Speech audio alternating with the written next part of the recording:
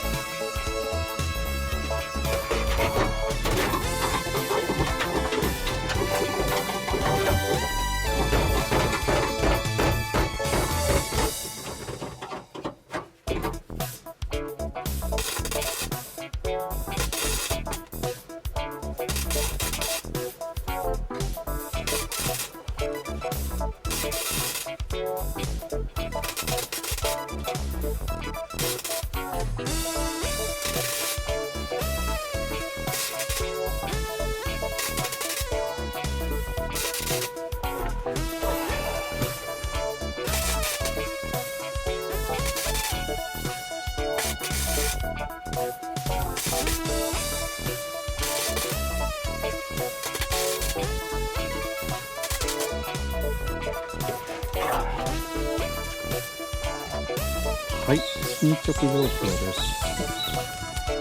フロアの方が溶接終わりましたので、念のためシーラント塗ってます。こんな感じです。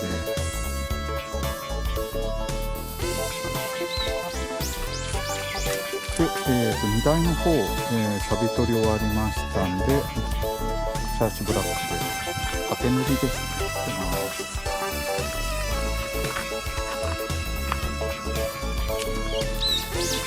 で、こちら側が、内側の分の溶接をしました。で、サビ転化剤ですね、塗った状態です。で、問題なければそのまま、上側ですね、表面側のを溶接していきます。